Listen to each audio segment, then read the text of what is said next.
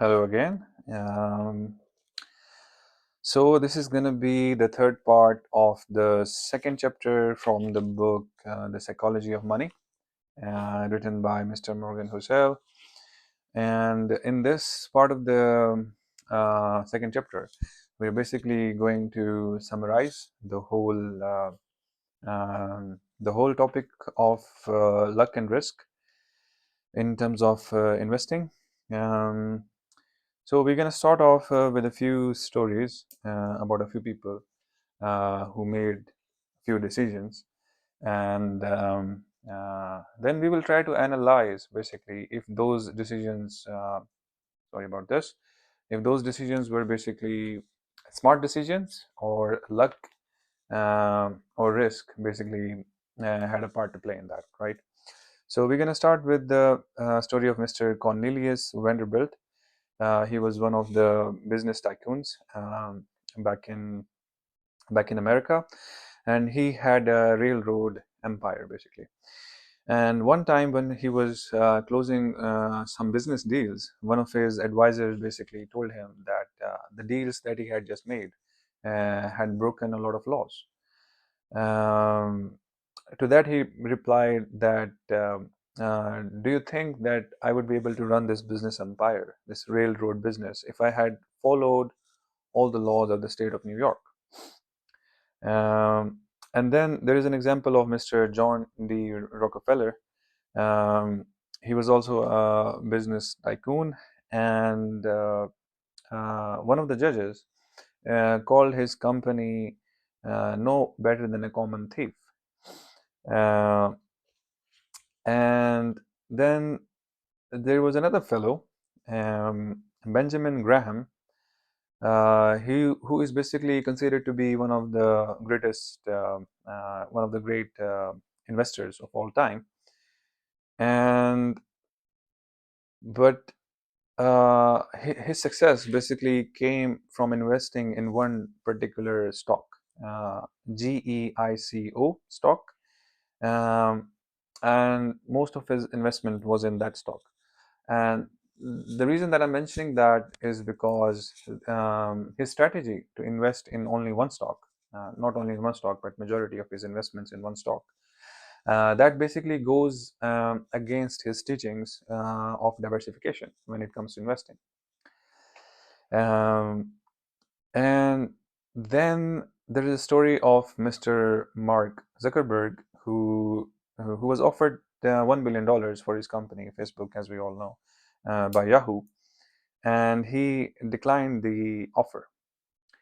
And then the same company, Yahoo, was also actually was offered to be bought by Microsoft, and they also turned down the offer, and it was a good buyout offer that they turned down. So the moral of all these fellows and the stories is basically, if you look at Mr. Cornelius Vanderbilt, he didn't give a flying f about the laws, and Mr. Rockefeller did the same. But both of them actually turned out to be really good investors. Like, they turned out to be very successful. But the thing is, now if we ask ourselves that was it their disregard for the laws that actually made them successful, or was it their intelligence or their cunning that actually made them successful? But the thing is, even if you say that they were smart and they were intelligent and they knew what they were doing, there was still a factor of luck and risk in there. It could have been a possibility that one of those two guys, they probably might have been caught while violating the law, right? And if that was the case, uh, then these two fellows wouldn't have been celebrated as successful people as they are now. But the thing is, they ended on the lucky side, and that is the reason that they became successful, right? If they had by any chance landed on the other side, which is the risk side, if they had been caught while violating the laws, I mean, we wouldn't have been reading about them now, right? So here, the thing is that before I summarize the point, I will also like to follow up on the other two fellows, uh, Mr. Benjamin Graham. So in his case, it's also there is also a factor of luck that comes into play, because I mean, in a normal scenario, whenever you put all of your money or majority of your money into a single stock, then there is a high risk in that, right? But there is also a very slight chance that if that stocks goes up, and since you have most of your money in that stock, then you're going to end up making a lot of money. And that is the case with Mr. Benjamin Graham. And he also became lucky with that investment. And Mark Zuckerberg, got lucky in the sense that I mean, $1 billion is a good offer, like for a startup, basically, right? Uh, and he got lucky because a lot of people. I mean, I'm not saying that he didn't put effort into it. He definitely put effort into it, into building what Facebook is right now. But the same thing could be said about Yahoo. That Yahoo back in the days was also a very successful company, right? Um, and they also believed that they would keep on growing in the future, but that didn't turn out to be the case. I mean, probably Yahoo is worth way less than what was offered to them back in the days, right? So the thing is, in case of Zuckerberg, he believed in himself, and he also got lucky that his company went on to become what it is right now. And Yahoo actually became unlucky, or they landed on the risk side, because I mean, it was a possibility anyway to to to not always land on the lucky side, right? Uh, so the summary of all these stories is basically that I mean, individual efforts can definitely play a part in someone's success, but at the same time, there is definitely luck at play, I would say, um, in most of the cases, and it's very hard to measure. It's very hard to measure like what part of your success is actually due to your own efforts, and what part of your success is basically due to luck.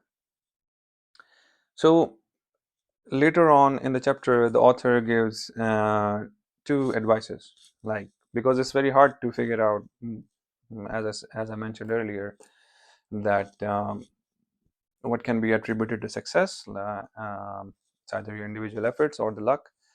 So, what, as a common man, as normal people, what we can do is, first of all, to be careful who we praise and who we admire. And at the same time, we also have to be careful who do we uh, look down upon, and who do we wish not to become, right? Because, as I mentioned earlier, successful people, have almost always have the the luck working for them in some capacity. I would say they definitely have luck working for them. And the people who are not so fortunate, that end on the risk side, and those are the people we basically kind of like try not to emulate, right? But the thing is, it could just be that they were not lucky enough, and they landed on the risk side. So we have to be careful. I mean, we could probably learn from people who are not as successful, but their approach was fine, but just luck was not on their side. And the second point, um, and the second point that the author recommends is basically we should not focus on the individuals, and we should rather look at the broader patterns. I mean, it's very easy to look at, for example, Elon Musk. It's very easy to look at Mark Zuckerberg, Bill Gates. But these are like very extreme examples, like not every person can basically follow or do as much hard work as these people and still end up being billionaires or like very successful or as successful as these guys, right? There is no guarantee for that. And so they had some part of luck playing for them.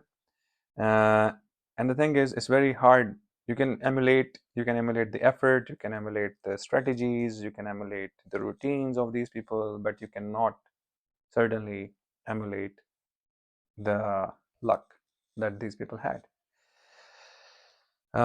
So do not look at specific individuals, but look at the broader patterns. uh, so look at the the broader patterns. By broader patterns, it means like look at the strategies that are tried and tested, and that are more applicable to a common person, I would say. Like for example, diversification. Diversification is a common pattern, right?